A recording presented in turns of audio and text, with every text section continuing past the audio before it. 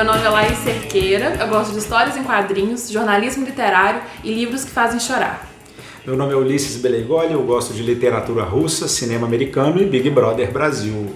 Meu nome é Deco Pereira, eu gosto de Senhor dos Anéis, Eu, Robô e qual que era o último? Guia do Mochileiro das Galáxias e tudo que tem dragão.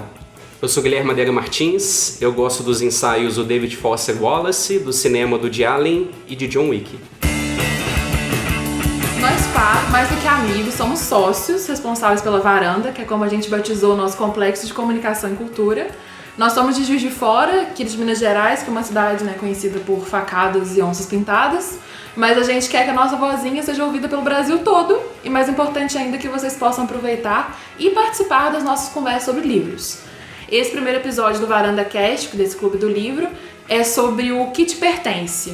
E no início a gente vai falar só coisas mais técnicas sobre o autor, sobre a história em si, sem entregar muito sobre ela, a nota que a gente dá pro livro, e depois a gente entra para as partes mais descritivas, que a gente vai abordar com mais profundidade, mas sem também nos estender muito. Não se preocupem que a gente vai avisar na hora da gravação quando começarem os spoilers. No final, inclusive, as nossas notas podem mudar, sobre o livro dependendo da discussão.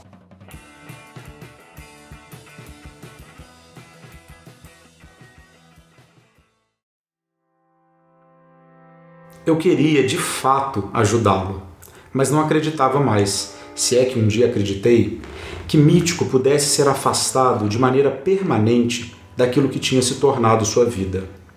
Eu sabia que não podia salvá-lo, mas como explicar a R, sobretudo a ele, o sentimento de inevitabilidade que eu experimentava sempre que Mítico aparecia, como se estivéssemos numa história que já tinha sido escrita.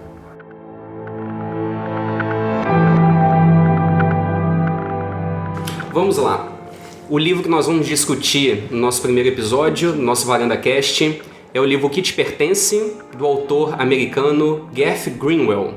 O livro foi publicado em março de 2019, aqui no Brasil, pela editora Todavia.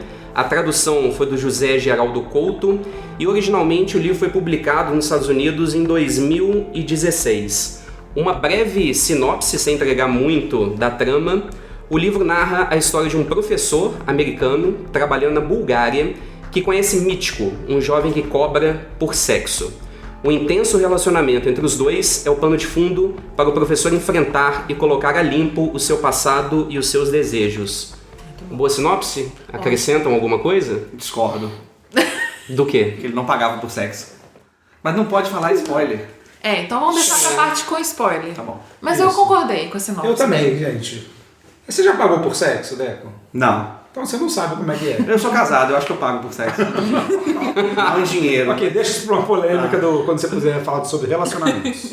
E sobre o autor, então? Sobre o autor, o Garth Greenwell é americano. Ele nasceu em 1978. Caraca, já Ele foi professor de inglês em Sofia, capital da Bulgária. Ele deu aula na American College of Sofia, que é a instituição de ensino americana mais antiga fora dos Estados Unidos. Em 2011, ele publicou uma novela chamada Mítico, e essa novela ganhou um prêmio da editora da Universidade de Miami. Essa novela, inclusive, ela é a primeira seção do livro O Que Te Pertence. E aí, quando ele lança o livro em 2016, aí ele estoura. O livro ganha inúmeros prêmios, é quase unanimidade nas listas de melhores livros do ano nos Estados Unidos.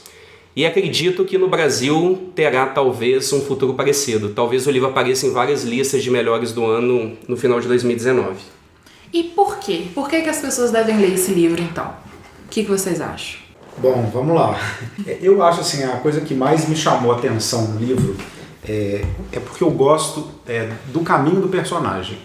Então eu sinto que eu aprendi com esse narrador, que é o personagem principal, o protagonista, a gente não sabe o nome dele, ele passa sem nome, a grande parte da história, e eu sinto que eu aprendi com ele, porque ele começa em um lugar muito confuso, que eu considero ruim, cada um faça a sua avaliação, mas eu considero que ele está num lugar muito perdido na vida, muito desorientado e insatisfeito com as coisas que estão acontecendo, e a partir de um encontro que poderia ser muito ruim na vida dele, ele consegue se enlaçar em pensamentos, em reflexões, em desafios, inclusive em acontecimentos sobre a vida dele, e eu acho que ele vai acabar num lugar melhor do que onde ele começou. Então, eu gosto de fazer a travessia do livro com esse personagem. Sem spoilers por enquanto, hein, gente? Muito difícil, hein? E qual que é a pergunta? A gente tá falando do que agora? Por que a pessoa deve ler esse livro? Tá, então sim, eu vou falar a verdade, não foi um livro que eu amei, não foi um livro que eu achei maravilhoso, mas eu achei um livro extremamente bem escrito, um livro que tem algumas passagens que eu sou contra rasurar livro, sou contra escrever em livro, eu acho que isso é um pecado, mas eu escrevi dois... Você é católico, cristão? Sou, por quê? Algum problema? Eu não sabia que você está falando em pecado aqui. Porque esse podcast é um podcast católico. Ok, obrigado. Tá? Então, só pra vocês saberem. Pra vocês ficarem sabendo.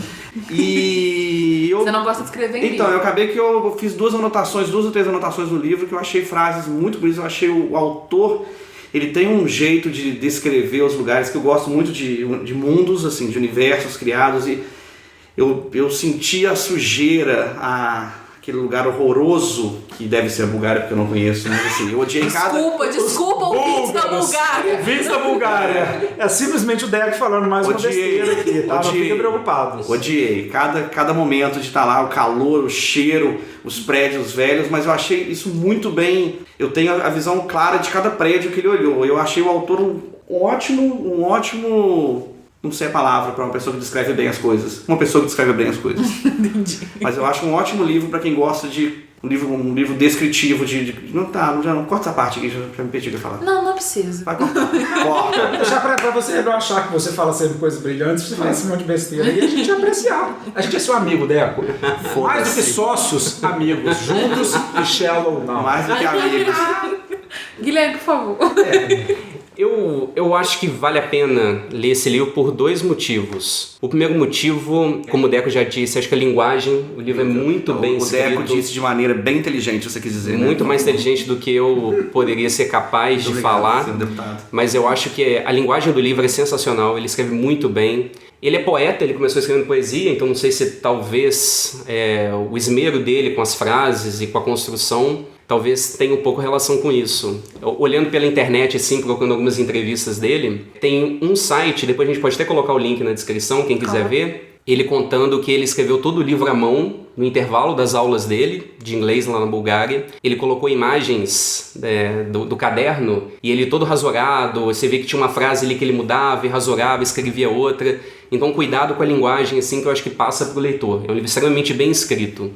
E um segundo motivo, que eu acho que vale a pena ler esse livro, e aí um motivo mais pessoal, esse foi um livro assim que para mim ele meio que restaurou a minha fé na ficção.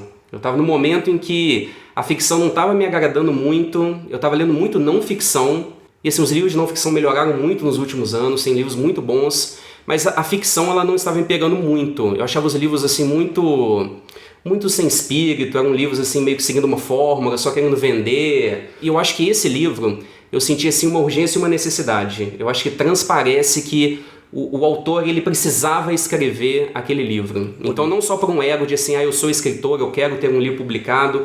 Eu acho que lendo me transpareceu isso. Ele precisava escrever esse livro. Eu adorei isso que você falou, porque acho que você expressou bem uma coisa que eu senti também, eu não tinha achado a palavra, que é um livro que tem espírito. Sabe, você vê que é um sujeito, esse livro nasce de uma pessoa com uma questão. E eu acho que isso passa muito bem. Eu queria acrescentar uma outra coisa que eu anotei aqui, de por que ler o livro, para quem gosta de linguagem, por quê? O autor brinca com o búlgaro, porque o livro é escrito em inglês, claro, né?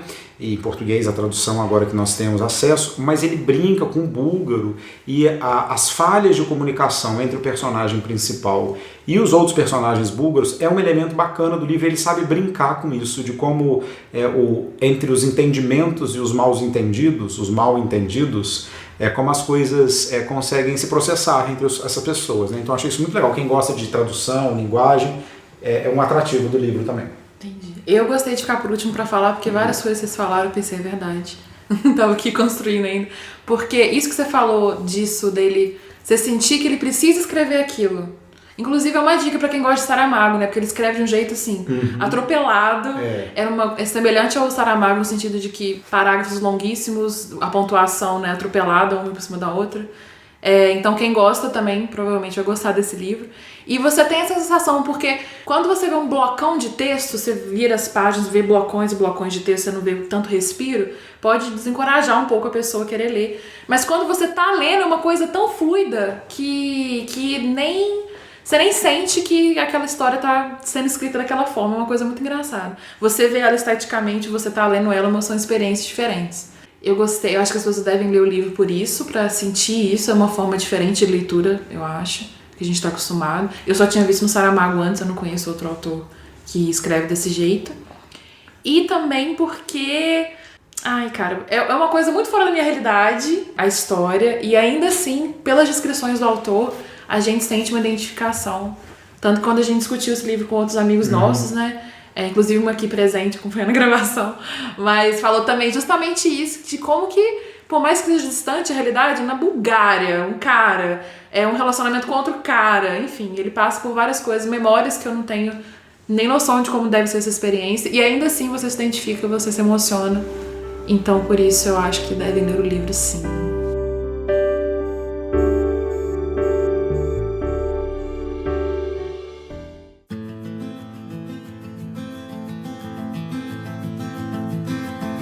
Podemos passar para as nossas notas?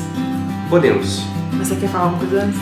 É porque eu não sei se eu tô, talvez, adiantando uma discussão que pode acontecer mais à frente, mas no site da editora, da Todavia, quando a gente clica no livro, ela traz uma frase e coloca assim: o romance gay da nossa época. Vocês concordam que é... Você sabe, me chama pelo seu nome encontrado morto. Agora. Eu nunca li um outro romance gay, então pra mim vai ter que ser. Sabe o que eu achei?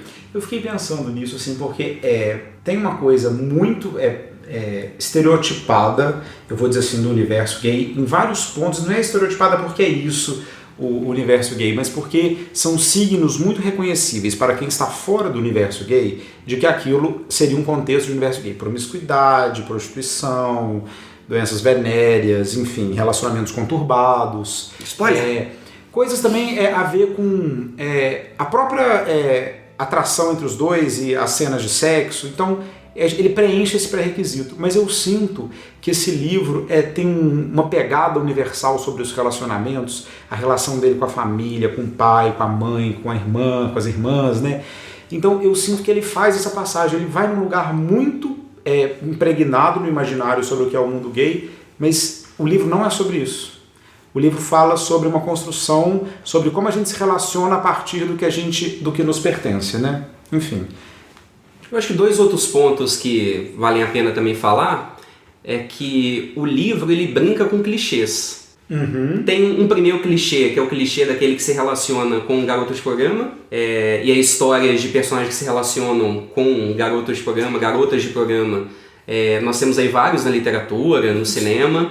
E um outro clichê que ele brinca também, começando a segunda sessão, né, quando ele recebe uma carta do pai, o filho precisa voltar para casa, para o pai, também um clichê, mas eu acho que ele desconstrói os clichês, ele os coloca, mas depois brinca. Ele parte de pontos muito ordinários e conhecidos para um lugar muito... Ele parte de uma lógica que seria dita universal ou para uma coisa particular, mas a gente sabe que o particular tem um apelo universal, né? Enfim, eu achei muito bem construída essa lógica. É um livro que tem muitos signos conhecidos de uma maneira muito inusitada. Não fiquem bravos com a gente, nada do que a gente dizer spoiler, porque no início de cada parte do livro são esses ganchos. Tanto no primeiro, que é o relacionamento dele com o garoto de programa, o segundo, que começa com a carta do pai. Então é mais interessante ser lido do que você saber. O livro já começa, gente, quando você está assim, lendo 2 páginas... 14.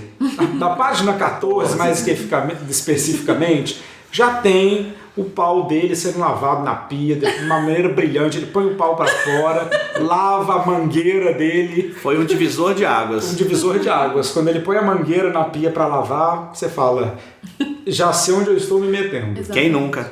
Quem nunca lavou a mangueira na pia, né, Deco? Que atira o pé na pedra. Então, para nossas notas agora. Então, a minha nota para o que te pertence é 9.1. Nossa! Eu tenho que comentar? É isso que eu ia perguntar. Não, só Vamos fala dar as agora. notas, vamos ver. Sério? No final a gente fala se gente, mudou ou não assistente. mas eu não tô Porque seguindo. na parte do spoiler ele vai falar o que gostou, o que não, e a gente justifica isso. a nota. Mas se a gente justificar... Fala a nota. Caralho. A minha nota foi 7.5. Gente, escola de samba. Escola de samba foi, né? Chocada. A minha nota é 9,5. Eita! A minha nota é 9.3. Gente, eu achei que a minha nota ia ser a mais alta. Eu tô chocado, eu quero rever minha nota, porque eu queria ter gostado mais do que vocês gostaram. Vamos discutir então a parte com spoiler. Quem não quiser ouvir spoiler, por favor. Aqui é a Laís, com a voz levemente gripada, só para fazer um ajuste pós-edição e dizer que quem quiser ouvir as nossas indicações de livros e não pegar nenhum spoiler do livro que a gente está discutindo, é só pular para o minuto 47, quase 48 minutos. Mais especificamente, 47 minutos e 40 segundos. Parte com spoilers, então. O que cada um gostou e não gostou? E aí? Então, gente, eu gostei tanto desse livro. Eu achei, assim, genial. Eu comecei lendo e eu tenho sempre um período de entrada no livro. Eu fico pensando várias coisas, assim, você fica avaliando, vou ler esse livro, não vou ler, vou continuar. Eu sabia que eu ia continuar, porque, enfim, a gente ia fazer as discussões lá no Clube de Escritores Varanda e depois aqui no Clube do Livro. Mas, assim, a coisa que mais me toca no livro é o personagem do Mítico. Eu gosto do personagem do Mítico porque eu sinto que ele é um encontro na vida desse protagonista, que é o narrador. Porque eu acho que às vezes isso não acontece com uma pessoa só na nossa vida, mas às vezes a entrada de uma pessoa na nossa vida causa alguns afetos na gente que podem ser paixão, amor, raiva, pode ser um chefe ruim, pode ser um relacionamento conturbado, mas de que o encontro com o Mítico na vida desse cara muda a vida dele. E não muda sozinho, não é o Mítico que muda a vida dele. Ele se confronta com aquilo, ele se confronta com sentimentos ambíguos, por exemplo, que ele chama de desejo, de exclusão, de medo, e todos esses sentimentos começam a movimentá-lo no sentido que, ao invés dele continuar num ritmo que ele estava ali, de repetir essas histórias, de se encontrar com homens no banheiro da universidade, né, não do centro cultural, ele faz uma guinada na vida dele a partir desse encontro. Eu acho que a gente faz isso na nossa vida. Em vários momentos, na adolescência, na infância, na vida adulta, a gente encontra com algumas pessoas e o que elas nos causam fazem a gente pensar que há outras possibilidades. Então eu gosto disso, eu gosto do Mítico, porque eu acho que ele cria um personagem que faz a gente não olhar só para o protagonista. O Mítico, por exemplo, ele é o único personagem do livro que tem nome. Todos os outros personagens são nomeados com R, ponto, né, K... Enfim, as pessoas, mesmo, a gente nem sabe o nome dele, nem inicial. Então isso é um indicativo pra gente, que aquilo ali é um nome, tem um lugar e aquilo causa alguma coisa nele. Então eu fiquei muito tocado pelo livro, assim, me fez pensar nos meus encontros com as pessoas da minha vida, tanto as que eu amei, quanto as que eu odiei, quanto as que eu só valorizei depois, quanto as que eu não valorizei depois, que eu vi que elas tinham sido pessoas nocivas na minha vida. E eu pensei nisso, o livro me resgatou esse lugar, né, de pensar nos encontros. A gente já teve uma pré-discussão antes, a gente discutiu ontem também um pouco com outro grupo, e eu acho que os pontos positivos que eu poderia falar do livro, vocês vão falar. Então, assim, eu acho que eu vou focar nos pontos negativos. Vai. Que eu vou ser aquele velho ranzinza que reclama de Mas... grosso. Então, eu realmente, eu vou contar a história da minha leitura. Eu li o livro em 2 sentadas, que é assim que eu divido os meus tempos de leitura. Você dividiu esse livro em sentadas? Isso diz alguma coisa pra gente. 2 sentadas. Quanto tempo durou cada sentada? Então, a primeira sentada durou 1h30 e a segunda sentada durou 4 horas. Fica a dica aí pra você. Pra quem não gostou, tá?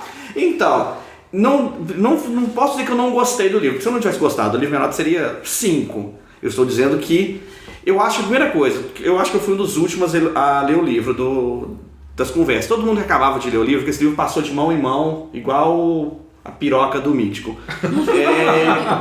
E todo mundo acabava de ler, nossa, maravilhoso, 9.8, 9. E eu falei, caraca, esse livro é muito bom. E no meu universo de leitura, começou um livro um pouco, e confesso que o livro começou tenso, porque ele encontrava o cara, aí rolava meio que um medinho de um assalto, e ele não conhecia, abre a porta ou não abre quando ele não conhece quem que... Aí eu falei, pô, isso vai ser um livro, vai ter um esquema aí, esse cara vai rolar uma treta, vai rolar uma chantagem, esse cara vai apanhar, de fato ele apanha. Spoiler! Não, a gente tá na parte de spoiler. Tá liberado. A gente tem que falar sobre essa cena porque ela é muito boa. Eu também acho. Primeira sentada, eu li 50 páginas do livro exatamente, que eu tinha que ler 50 páginas por dia. E eu achei o livro e falei, pô, é um começo de uma história muito boa. Eu parei de ler porque eu tinha que dormir. Já era meia-noite, eu tinha me programado um tempo. Na segunda vez que comecei a pegar pra ler o livro, eu falei, cara... agora vai acontecer o que estou esperando. E na minha ciência de mundo de livros, o que me incomoda muito nessa relação dele de sexo e tudo meio escondido, na minha cabeça eu criei que ia ter alguma coisa policial nesse livro. E fiquei esperando. Eu fiquei com frio na barriga durante a leitura inteira, esperando. Eu falei, agora vai. Aí mudava o capítulo, eu falei, fudeu, agora vai acontecer um negócio. Então foi um livro que me prendeu muito, porque eu fiquei esperando uma coisa acontecer. E ele tinha momentos em que ele falava, nossa, aí eu vou abrir a porta agora e não sei o que vai acontecer. Eu falava, caraca. Então o autor, ele conseguiu sim colocar eu não sei a palavra, não é ansiedade que eu tô querendo falar. Uma tensão, uma expectativa. Isso, uma expectativa, e acredito que eu estava esperando uma coisa diferente, até pela minha história de leitura, que não é um livro que eu teria lido na minha vida, porque não tem dragão, assim, não faz sentido um livro sem dragão, na minha concepção de mundo. Será que não tem dragão, Beco? Pega as metáforas aí. Será que o mítico não é um dragão? Mítico é o dragão que todo mundo tem que derrotar um dia para ser feliz na Bulgária. O dragão ser o quê? Humano. Mítico. Nossa, mítico. Você segura essa aí. Nossa, então a piroca do dragão. Que podia ser o nome do podcast. A piroca do dragão. Realmente. Eu acho que piroca é muito indígena. Tá. E eu perdi completamente o que eu estava falando. Então, assim, foi um livro que eu esperei e na minha concepção de uma leitura boa, uma leitura ruim, eu vejo às vezes que eu quis pular parágrafos. Esse livro, ele tem 202 páginas, 201 páginas. Eu quis pular parágrafo 2 vezes só, o que eu acho foi uma quantidade muito pequena. Sério, para um livro que eu dei. Eu acho que é uma boa unidade de medida. Quantos parágrafos eu quis pular nesse livro? Gente, mas tudo na minha vida eu crio categorias e métricas, porque eu acho mais fácil. Então, pra mim, foi um livro que eu achei esse autor, não sei nem falar o nome dele, Garth Greenwell. Eu achei, esse livro não é meu, eu achei ele, o cara escreve muito bem, e como eu falei no começo da apresentação, eu gosto de Senhor dos Anéis, que é um livro, um autor que é completamente descritivo, e eu amei, assim, não amei, odiei, o calor do ônibus, gente, aquilo, eu suava junto com ele, e assim, a gente tá gravando hoje, tá outono em Juiz de Fora, ontem tava, sei lá, quando eu acabei de ler, tava, sei lá, 15 graus, eu suava no sofá lendo essa parte. Então, assim, o cara realmente consegue te transportar pra caralho daquele lugar horroroso que é a Bulgária. Gente, tô muito revoltado com a Bulgária.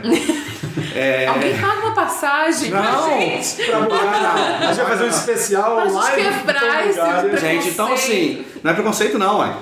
Li o livro inteiro. Então, assim, conheço a Bulgária muito bem agora. É um recorte da Bulgária. Tá. Temos que admitir. Foi um lugar, né? Eu acho que é meio ruim a gente falar da... E assim, eu acho... pensa que você pode encontrar um mítico. Eu já encontrei vários míticos na minha vida, eu acho que eu posso cortar já essa parte da minha vida. Ok, eu não vou nem perguntar o que você quer dizer, o que você quis dizer com isso. Mas todo mundo tem um mítico, uma mítica na vida. O que é ter um mítico na vida? Isso. Mas, gente, uma pessoa que você encontra e que você sabe, eu acredito que sabe que te faz mal, mas te ajuda a dar um passo para um outro lugar, ou mudar uma guinada de direção. Porque você viu que o cara estava completamente infeliz na Bulgária. E eu duvido muito que alguém consiga ser feliz na Bulgária. Sério, fiquei muito... Gente, aquele ônibus, mas é uma coisa aquele trem com aquela criança, aquele calor. Vocês já ficaram... Passaram calor no dia do trem, tá? Tava, ele escreve bastante. Vocês já passaram calor? Eu tenho uma filha. Só, é porque Vocês já passaram calor com uma criança? A criança te abraçando? Gente, é o capeta. É o capeta. Essa parte do trem, olha que interessante, porque o Deco lembra muito do calor, ele descreve muito calor, só que ele também descreve uma avó com um neto, né, no mesmo vagão, né? Sim. E o Ulisses, por exemplo, esqueceu completamente que tava quente. Esqueci. Você provavelmente só lembra... Até porque eu lembro que a maior parte do tempo tá frio, né? No livro, porque o mítico tá sempre com as jaquetas, com frio, tem aquela cena que ele sai... Sim, ele fala toda hora quando ele tá com que frio, ele tá preocupado, né? que ele vai sair no frio, enfim. Mas ele brinca com isso, com as estações. Brinca. É porque eu acho que no verão vem um vento frio, no inverno calor. Eu acho que ele brinca com as estações nesse sentido. Eu acho que ele tem uma passagem de tempo meio... Tipo assim, eu senti falta... Assim, não senti falta, mas eu gosto que ele... Às vezes ele não fala que passou um tempo, ele fala, do nada ele se encontra, acho que é a primeira vez na casa dele, depois não tem próximo parágrafo, porque é tudo o mesmo parágrafo do livro inteiro. Ele já fala tipo assim... Por isso que ele só quis pular dois. Então, gente, eu só li o índice e não li mais nada do livro.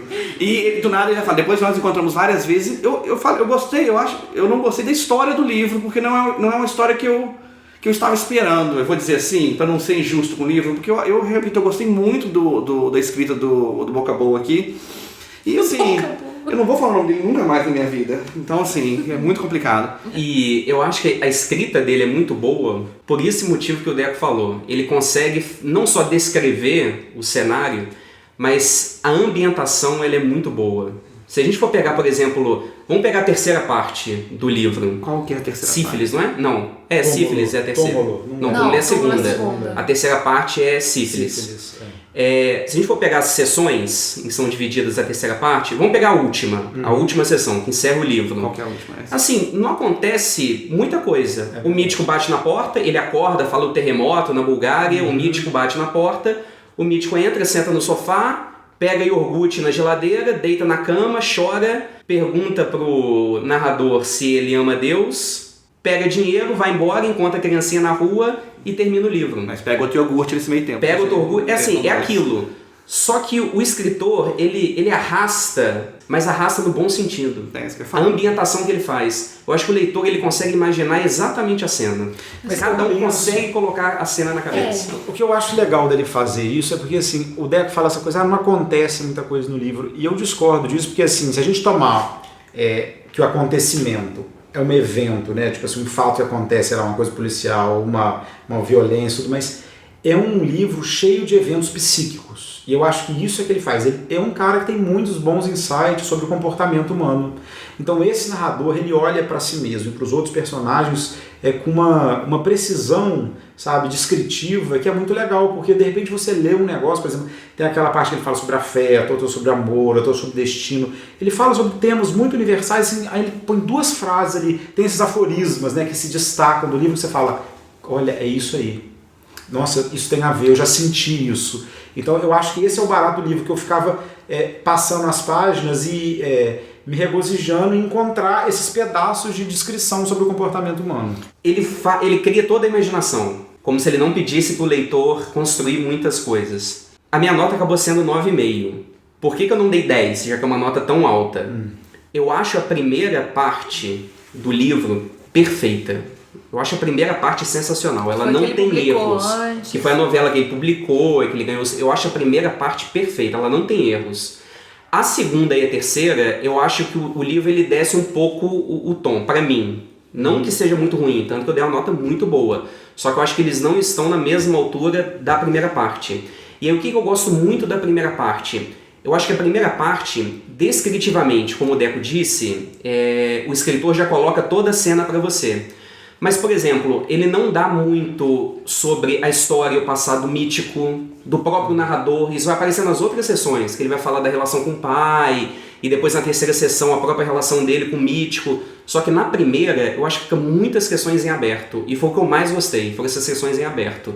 Eu queria voltar em um item que o Ulisses falou no início, agora do que ele mais gostou, que ele falou da questão do mítico, que ele gostou muito do mítico, da importância de uma pessoa ter um mítico na sua vida. E assim, a leitura que eu fiz do mítico, apesar dele ser o único personagem nomeado de toda a obra, eu enxerguei ele, o mítico, como um personagem para discutir uma abstração, que era o desejo. Eu acho que naquela primeira parte a discussão era o desejo, que o desejo ele é irracional, o libido não é muito de acordo com a nossa cabeça, mas assim, o libido é irracional, o desejo. Eu acho que o mítico ele é uma forma de construir aquilo. Porque pegando a biografia do autor, é muito fácil a gente querer ficar traçando paralelos, né? Porque é muito semelhante. É muito semelhante. Quando você leu, por exemplo, fica assim, gente, parece que é ele. Parece que ele é o narrador do livro, porque é a mesma coisa, é Bulgária, a escola americana. Mas tem uma curva ali autobiográfica. Mas eu acho que fala na orelha que fala isso, que... Eu não li a orelha, gente. Eu gosto dessa, eu acho que até mesmo assim, tem um esboço sobre o desejo ali nessa primeira parte, né? É muito fácil você pegar a história do escritor e talvez até imaginar, será que ele teve um mítico no período dele da Bulgária? Só que eu acho que isso assim, não faz a menor importância se ele teve ou não, encontrou ou não um mítico na Bulgária. Pelo menos a leitura que eu fiz é que o mítico foi um personagem para ele discutir o desejo. Em uma das entrevistas do escritor, ele deu essa entrevista para a Paris Review. E aí, na entrevista ele fala o seguinte: eu, jovem em Kentucky, homossexual, descobrindo o meu desejo, eu ficava olhando para meus amigos, olhar para meus pais e eu me perguntava, será que eu conseguiria discutir, falar sobre desejo da mesma forma como eles? E aí, quando eu tive a minha primeira relação sexual, eu vi que era possível, eu podia discutir desejo. Só que aí eu percebi uma coisa: os locais onde isso acontecia eram locais sempre escondidos. Era, por exemplo, escondido da família, sem ninguém ver. E aí a primeira cena do livro é ele encontrando com o Mítico em um banheiro público, escuro, escondido. E que ao contrário, por exemplo, que a gente vê muita literatura, que a literatura adora colocar cenas de sexo aonde? Em quarto de hotel. Porque quarto de hotel parece que chama, né? Quarto de hotel parece que chama para a relação sexual. Tudo branco. Queria dizer que eu não sei que tipo de literatura que você está lendo, mas vamos partir do princípio que concordamos. O Ulisses trabalhou em hotel, queria dizer, só uma trivia aqui, ó. Você pega um quarto de hotel todo limpo, aí você imagina todo mundo com o... Como é que chama aquilo? O roupão, felpudo. Então são hotéis bons que ele ficou. Aí se você pega a primeira parte... O próximo Varanda Cast é sobre filmes pornôs. E se você pega a primeira parte, ele começa com a relação do Mítico no banheiro público e termina a primeira parte em um quarto de hotel em Varna que dá tudo errado.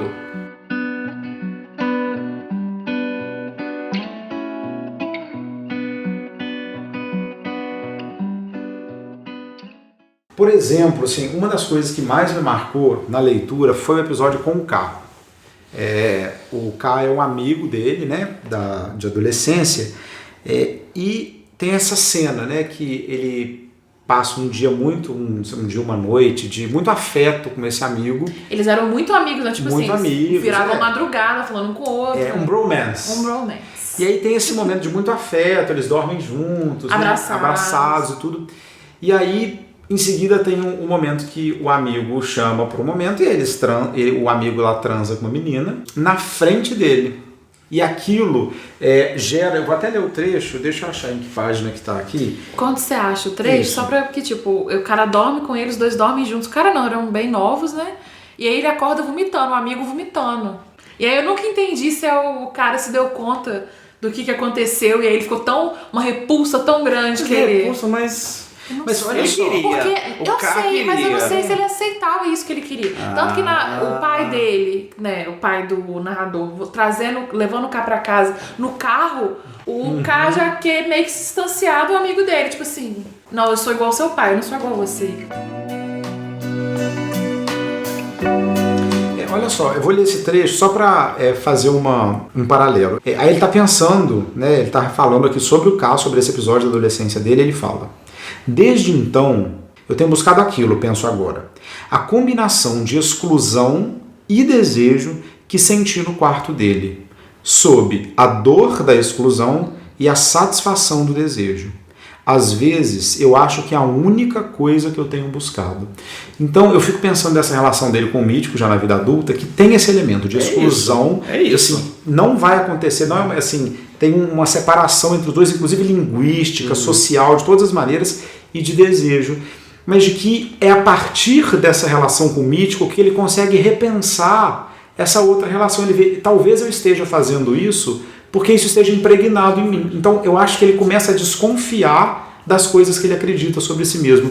E isso é muito bonito, né, na lógica dele. Deixa eu só falar uma coisa que a gente não comentou, que tem uma dificuldade de comunicação entre os dois. Acho que a gente esqueceu de falar isso, porque o menino sem nome, o principal lá, o protagonista, ele não fala muito bem, não entende muito bem o idioma. E assim, então tem dificuldades grandes de comunicação. Eu acho que isso.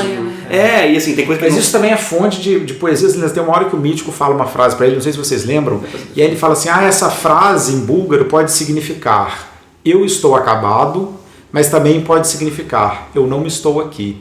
Então, até a dificuldade dele de entender o búlgaro permite que ele ande com algumas coisas em termos de significação, né? Sim. Eu acho que todas as relações entre os personagens são assimétricas. Essa cena da volta deles no carro com o pai, e aí a Laís disse, né, como se o K dissesse assim: eu sou mais parecido com o seu pai do que com você. Então aí é assimetria, nós não estamos no mesmo universo. Ele tendo relação sexual com a namorada e falando assim: vem assistir, tipo assim, olha, eu não sou você. Sempre essa diferença. O Mítico tem ali uma enorme assimetria. Assimetria cultural, diferença cultural, diferença da linguagem, classe social, questão financeira, tem essa enorme diferença. Assimetria dental. Tudo. Assimetria com relação à sexualidade, porque tem uma hora muito interessante que o mítico ameaça ele e fala assim, eu vou contar pra todo mundo que ele fala, você transa com homens. São muito diferentes. Aí ele fala, pode contar, meus alunos sabem, meus colegas sabem, assim, eu tô em outro lugar. Não é uma barganha. Não. É que muitas partes do livro a gente também se pergunta por quê, né? Por que eles estão nesse relacionamento? E aí eu acho que também vem um pouco de como a gente se identifica, porque eu acho que grande parte das pessoas já esteve num relacionamento, seja amoroso ou qualquer outro tipo de relacionamento, que você fica assim, caraca, por que eu tô me submetendo a isso? Ainda mais quando termina, enfim. O quão eles são, o mítico, na verdade, é pro narrador inevitável. Assim, aquela cena deles no banheiro do McDonald's que, meu Deus Quem do nunca, céu, né? meu Deus, não. Assim, meu Deus do céu. O jeito dele narrar, porque ele tá no olha a cena. O cara tá no mictório do McDonald's. Deprimente. Com sífilis. Com sífilis. Nada contra o McDonald's, tá, gente? Me patrocina McDonald's. Correndo. Ele, olha só, né? Deprimente. Ele tá no banheiro do McDonald's, mijando, e o mítico entra. E ele, narrando a entrada do mítico, ele não vê a entrada do que ele tá de costas, mas ele sente no ar. E ele sente que a partir do momento que o mítico entrou ali com ele naquele momento, é inevitável. Não importa se ele tá com outra pessoa, não importa se nada. Se ele tá com sífilis. Se ele tá com sífilis, não importa nada. Ele é inevitável. É o trecho que o Ulisses leu no início do podcast, que foi meu preferido de longe, que é assim, putz, meu Deus, é isso. Que é de uma história que parece que já está escrita. Não tem como ele explicar para outra pessoa por quê. Por que ele é atraído por aquilo, por que aquilo, mesmo com todas as outras coisas, ele continua insistindo. Ou não é nenhuma insistência, é isso, é inevitável.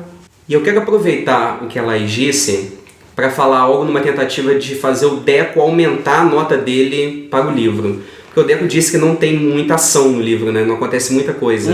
Só que ele é cheio de episódios memoráveis. Ulisses quis falar da cena com o K, agora a cena do McDonald's. O livro todo é pontuado com ótimas cenas. A primeira parte foi o que eu mais gostei. Nossa, eu acho que todas as cenas ali são memoráveis. O primeiro encontro no banheiro, a cena em que o mítico vai pra casa dele pela primeira vez, que o mítico fica mexendo no computador sem dar atenção pra ele, nervoso, e aí a agonia que aquilo dá. A cena depois deles no hotel em Varna, terminando a primeira sessão, um suspense que é criado ali, que você fica assim, nossa, parece que ele vai entrar pela janela, parece que ele vai arrombar a porta com mais alguém. Quando o narrador pela primeira vez tem um sentimento de medo real, né? Exato. Então assim, eu acho que o livro todo é cheio de grandes episódios. Eu li o livro em 2017, mas eu me lembro desses episódios até hoje. Olá, você falou uma coisa também que me fez pensar, que é, você fala assim, faz a gente se perguntar por que a gente está nos relacionamentos. E se eu agora pudesse voltar lá no início e falar assim,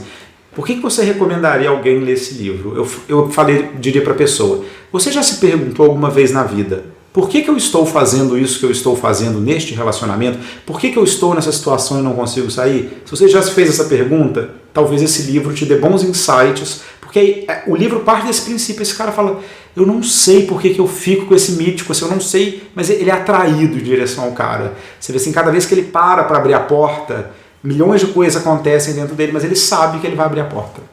E o mítico vai entrar. Né? Enfim. Eu acho que, assim, eu não, nessa primeira parte, no começo, eu até não entendi muito bem o porquê. Porque se ele tava tão, sei lá, indeciso, ele sempre abria a porta, ele sempre encontrava ele de novo, mas quando tocava a campanha, ele ia tipo como sei lá, quando você chega em casa e seu cachorro vai andando, seu cachorro não pensa, vai direto. Eu falava, cara, por que esse cara está fazendo isso? É um misto, porque toda vez que ele fala dessa coisa, por exemplo, tocou campainha da casa dele, aí ele descreve que ele sente ao mesmo tempo um nervoso, tipo uma ansiedade ruim, mas ao mesmo tempo ele fala, ele tá empolgado, uma eletricidade quase. E cara, assim, é muito raro sentir isso, eu acho. Mas o cara não tomava banho, o cara era sujo. Não falo. Não consigo entender, gente. O cara era sujo, tá? Ô, gente, olha só, vamos falar aqui de uma coisa, porque o Deco, o Guilherme falou pra gente que ele imaginava o mítico, não sei por que cargas d'água, como um rapaz tailandês, mesmo ele ser um búlgaro. Descrito deles. O Deco falou que imaginava o mítico como se ele fosse o Guilherme. Em alguns momentos. Viram uma foto do Guilherme. E a gente sabe que ele parecia quem, Laís? Ele parecia o Vitor Krum. De Harry Potter. De Durmstrang de Harry Potter. A gente sabe que esse Pois búlgaro. Não, é isso. Ele era gatão. Não, gente, sim. Aqui, deixa eu falar de outra coisa que me machucou muito nesse livro. Pode? Não, esse me machucou de verdade. Eu queria falar dessa cena do pai, porque foi uma cena que me machucou muito. E eu acho ela tão bem escrita, tão atual, e ela acontece, assim, no nosso contexto brasileiro, a gente lê notícias todos os dias. Quem acompanha, né, publicações de sites, que acompanha a população LGBT e tudo. Que é o pai, eu vou ler um trechinho aqui, tá, gente? Ele fala assim: então você gosta de rapazinhos? Disse aquela voz. Aí ele começa a falar aí, ele começa a falar um monte de coisa, o menino começa a chorar, e aí ele vira e fala o seguinte: mas eu sou seu filho, que foi o meu único apelo e a última coisa que eu disse.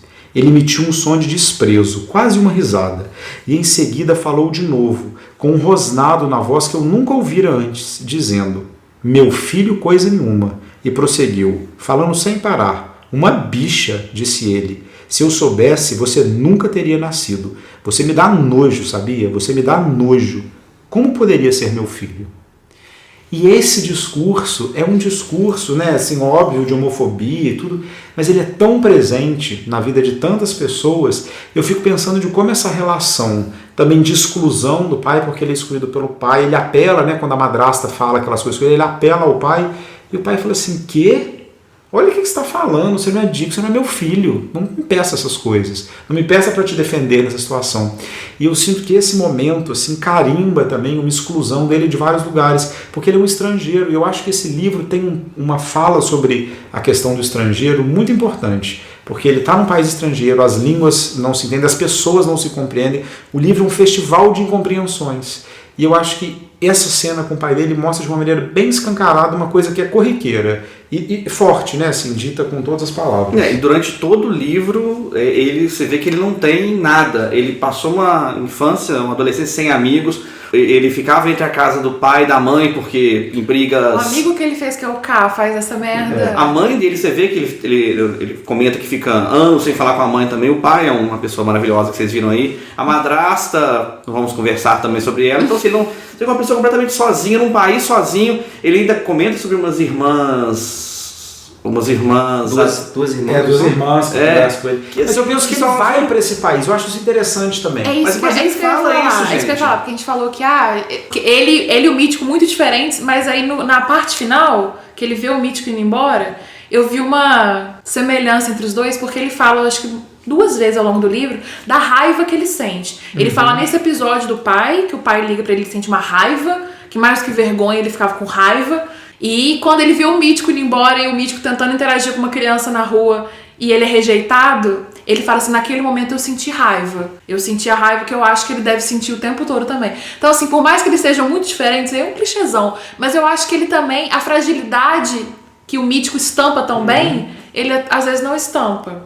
Que o Ulisses comentou, que a gente percorre o livro todo, e no final, qual que foi a sensação de vocês?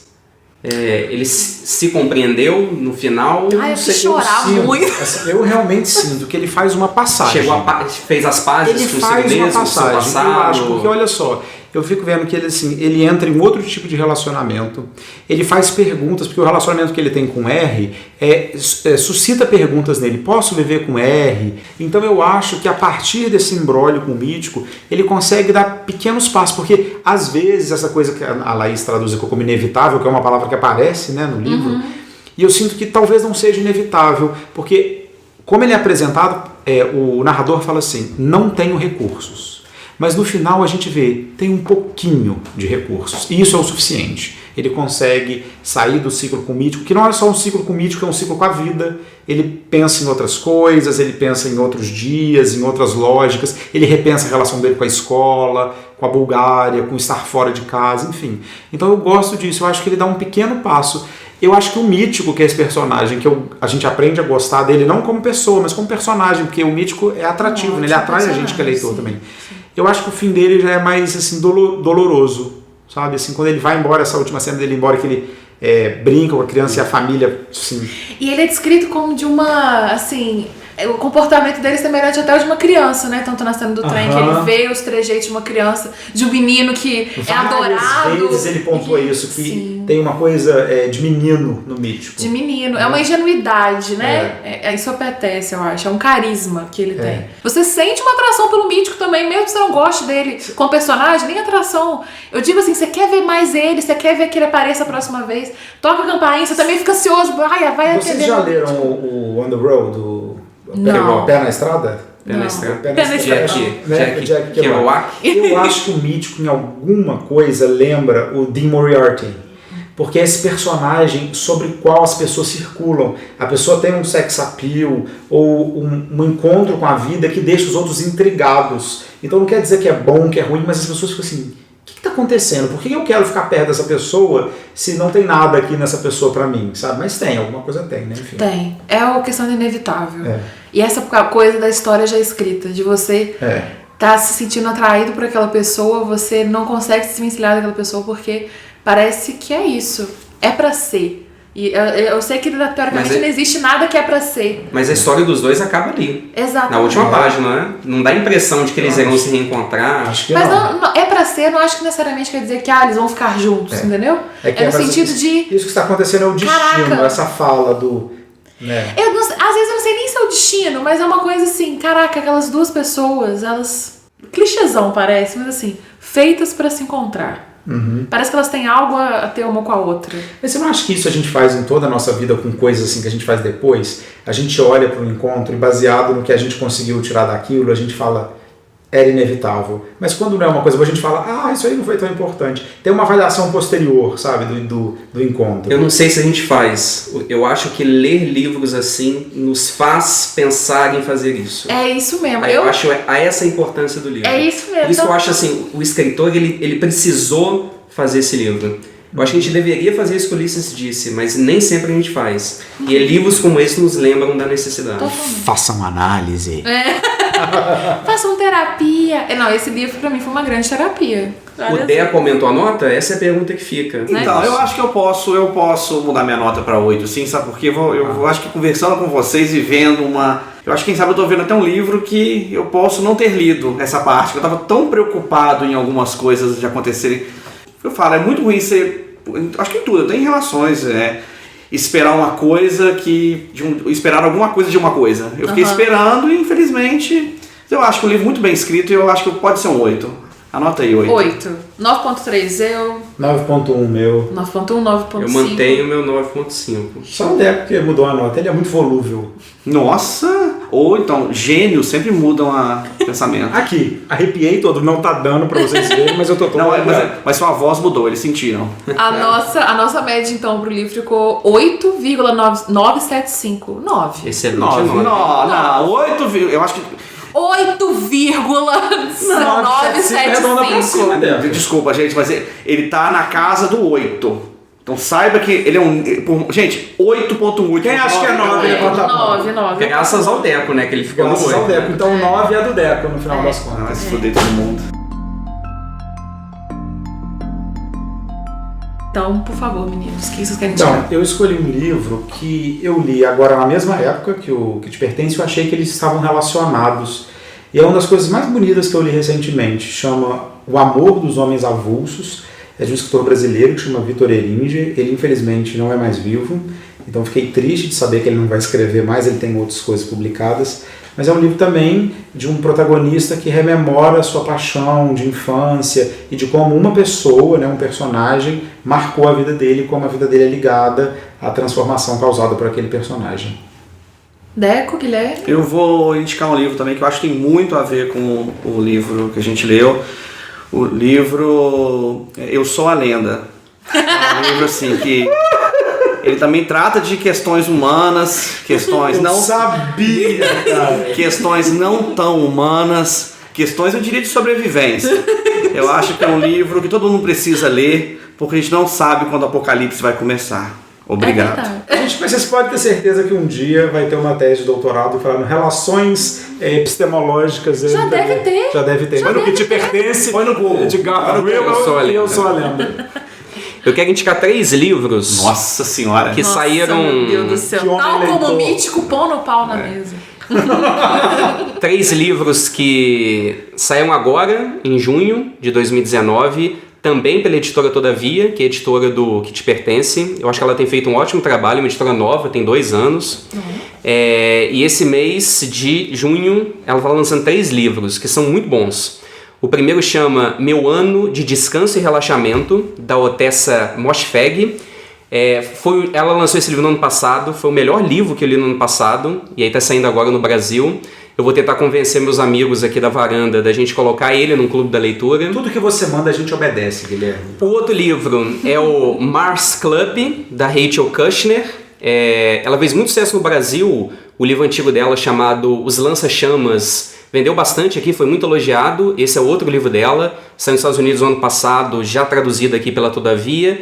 E o último é um livro que já saiu nos Estados Unidos há muito tempo, só que no Brasil agora, que é o livro Eu Amo Dick, da Chris Kraus, que inclusive é uma série da Amazon baseada no livro dela, e agora está saindo o livro aqui no Brasil. Então, se por acaso alguém entrando de férias aí e quiser se adentrar em 3 livros, valem a pena esses 3. Arrasou.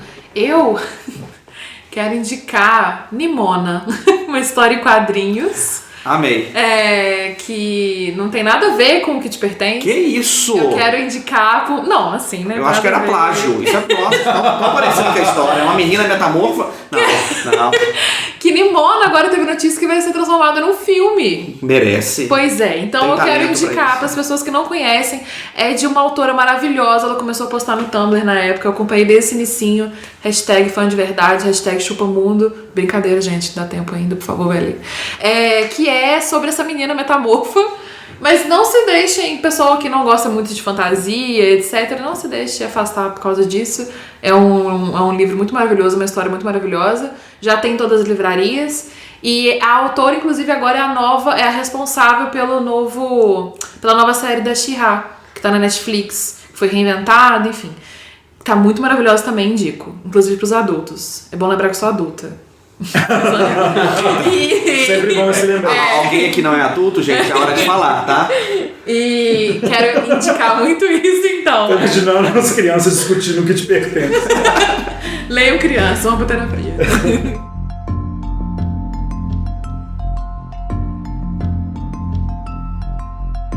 Oi pessoal, aqui é o Ulisses. Eu queria falar para vocês um pouquinho sobre Amigos da Varanda, que é o nosso programa de captação de recursos, né, para a gente colocar os projetos da Varanda em andamento. Se você quiser saber mais, é só entrar lá no nosso site, tem uma aba Amigos da Varanda, e para você fazer parte, né, os nossos programas vão desde pequenos incentivos até você poder, e você ganha recompensas, né, os livros, ingressos para quem for às peças, e você também pode até inclusive participar de algumas reuniões da Varanda, escolher para que projeto vai a sua contribuição, enfim. Conheça o Amigos da Varanda. E siga a Varanda nas redes sociais, @aqui na varanda em todas, Instagram, Facebook, Twitter e também no nosso site, onde a gente também tem a seção de blog que a gente fala sozinho e também com outras pessoas, e também pode ser contigo, então visite a gente.